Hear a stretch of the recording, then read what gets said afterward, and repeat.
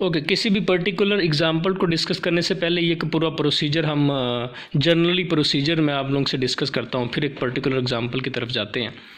तो पिछले सेक्शन में हमने देखा था कि जीसीडी जो है can be written as a linear combination of A and B. ये एक्स और वाई दो इंटीजर हमें मिल जाते हैं, ये एक्स और वाई जो है ये दो इंटीजर हमें मिल जाते हैं कि जीसीडी को ऐसे लिखा जा सकता है। लेकिन ये इंटीजर क्या मिलेंगे, कहाँ से मिलेंगे, ये अभी तक हमने नहीं पढ़ा था कि ये एक्स क्या होगा और ये वाई क्या होगा, क्योंकि ए और बी तो वही होगा ना जिनका आप जीसीडी कैलकुलेट कर रहे हैं, लेकिन ये एक्स और वाई कहाँ से आते हैं ये हम अभी इस प्रोसीजर से देखते हैं। ये लेमा 2 और जो पिछला हमने यूक्लिडियन एल्गोरिदम देखा, तो इन दोनों को मिला के देखते हैं कि जीसीडी में ये एक्स और वाई कहाँ से मिलते हैं। तो पहला स्टेप ये था कि ए को ऐसे लिखा जा सकता है, अगर R1 0 हो गया तो ठीक है, नहीं तो अगला स्टेप। इसी तरह चलते चलते यहाँ तक आ जाते थे हमारे स्टेप्स Rn-1 तक। तो Rn जो है ये जीसीडी है ए और बी का, क्योंकि हमने पिछले लेमा 2 में पढ़ लिया कि जो जीसीडी Rn-1 और Rn का है वही जीसीडी Rn और 0 का है, और Rn और 0 का चूँकि जीसीडी Rn है क्योंकि Rn ने इसको पूरा पूरा डिवाइड कर दिया, तो इसी तरह पीछे चलते चलते इन सब का जीसीडी Rn हो गया, यानी ए और बी का जो जीसीडी है वो Rn है। अब Rn को निकालना इस फॉर्म में कैसे किस तरह लिखना है कि ये इस फॉर्म में आ जाए Rn, क्योंकि डी आपका जीसीडी Rn बन गया। अब तो Rn को इस फॉर्म में कैसे लेके आना है, तो बैकवर्ड सब्स्टिट्यूशंस के साथ।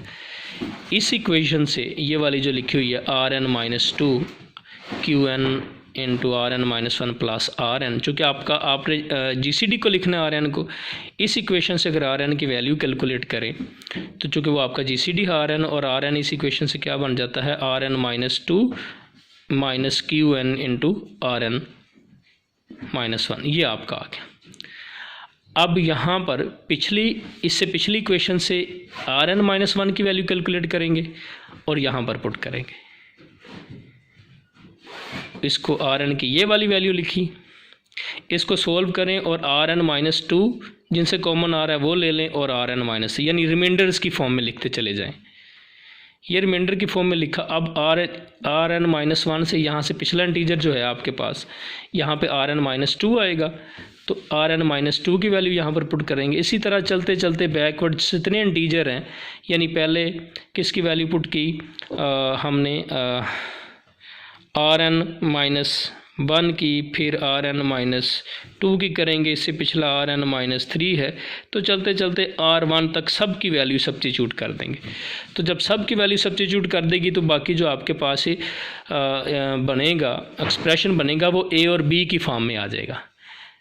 तो इस तरह ये बाकी Rn ये सारे रिमाइंडर्स जो है ये आपके पास, इनको आपने डिलीट कर देना है इनकी वैल्यूज़ पुट करके, तो ए और बी की फॉर्म में आ जाएगा, और जो ए और बी के साथ आएगा वो एक्स और वाई हो जाएगा। तो इस तरह बैकवर्ड सब्स्टिट्यूशंस के साथ हम ए और बी के लीनियर कम्बिनेशन में जीसीडी को लिख देते हैं। अब एक एग्जांपल की तरफ आ जाते हैं। जैसे जीसीडी कैलकुलेट करें जी 24 का और 28 का, तो 28 चूँकि बड़ा है तो 28 को डिवाइड कर देंगे 24 पे, तो आप लिख सकते हैं 28 इक्वल्स टू 24 टाइम्स 1 प्लस 4। अब ये रिमाइंडर 0 नहीं आया, तो अब क्या करेंगे, नेक्स्ट स्टेप में 24 को रिमाइंडर पे डिवाइड करेंगे, तो ये यहाँ पर 4 इंटू 6 इंटू 4 आ गया, और ये इक्वल टू 0 नहीं, दिस इज़ प्लस 0, ये प्लस रिमाइंडर यहाँ पर 0 आ गया। तो 4 जो है ये इसने डिवाइड कर दिया इसको पूरा पूरा, तो 4 इसका मतलब है जीसीडी आ गया।